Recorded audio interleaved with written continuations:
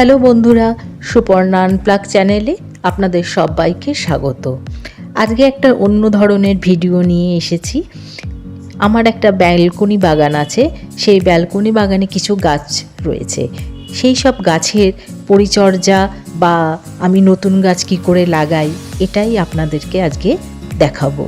আমি রথের মেলায় দুটো গাছ নিয়ে এসেছি।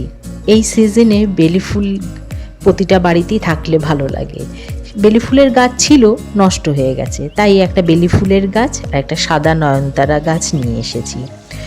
প্রত্যেকেই আপনারা হয়তো গাছ লাগান, কিন্তু হয়তো যে মাটিটা গাছটা মরে গেছে গাছটাকে বার করে দিয়ে সেই জায়গায় মাটিটা খুঁড়ে নিয়ে নতুন একটা গাছ বসিয়ে দেন অনেকে। তবে এইভাবে গাছ লাগানোটা প্রপার প্রসিডিওর নয়।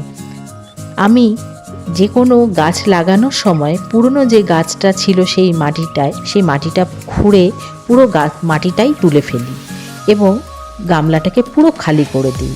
কারণ নিচের দিকের মাটিগুলো একদম শক্ত, মানে সিমেন্টের মতো হয়ে যায়, যার মধ্যে দিয়ে জল পাস করা, যেটা একটা গাছেরও একটা ড্রেনেজ সিস্টেম থাকে, সেটা বলতে গেলে নষ্ট হয়ে যায়।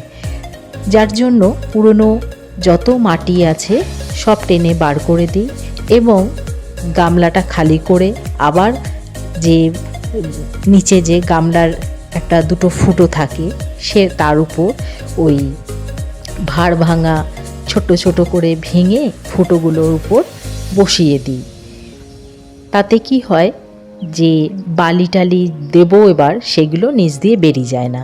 প্রথম লেয়ারটা আমি শুকনো বালি দিয়ে একটা লেয়ার বানাই, 1 ইঞ্চি 2 মতো।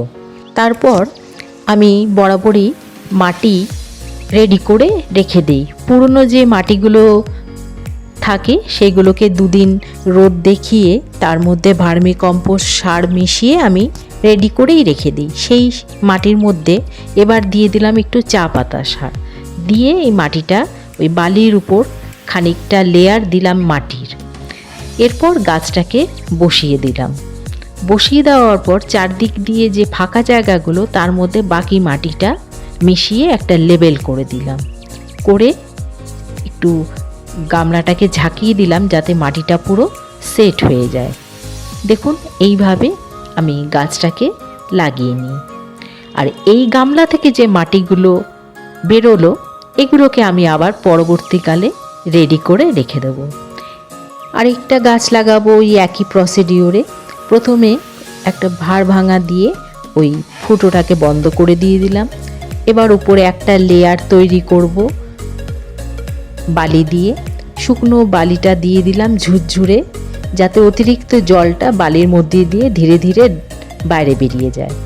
এরপর আবার একটু মাটি দিয়ে একটা লেয়ার তৈরি করলাম, করে এবার গাছটাকে বসিয়ে দিলাম। দিয়ে বাকি ফাঁকা জায়গাটায় যে রেডি করা মাটি আছে সেই দিয়ে চারদিক দিয়ে দিয়ে দিলাম। আপনারা এই মাটিতেও দিতে পারেন, তবে এই মাটির মধ্যে আপনাকে সার মিশিয়ে টিশিয়ে তারপর দিতে হবে। আমার বাড়ির চারদিকে অনেক তুলসী গাছ আছে, তো এই গাছটা হচ্ছে কৃষ্ণ তুলসী, সহজে দেখতে পাওয়া যায় না, তাই ভাবলাম গাছটাকে একটু যত্ন করি। তাই গাছটার অনেক মঞ্জুরি হয়েছে, সেটা কেটে দিলাম এবং একটা গামলার মধ্যে গাছটাকে পুনরায় আবার লাগালাম। এইভাবেই বন্ধুরা আমি নতুন গাছ পুরনো টবে এইভাবে লাগিয়ে থাকি। আর সপ্তাহে 1 দিন করে এই শাকসবজি পচানো যে জলটা, অর্গ্যানিক সারটা, সেটা আর একটু জলের সাথে, এমনি সাদা জলের সাথে মিশিয়ে গাছে দিই। এইভাবেই আমি গাছের পরিচর্যা করে থাকি।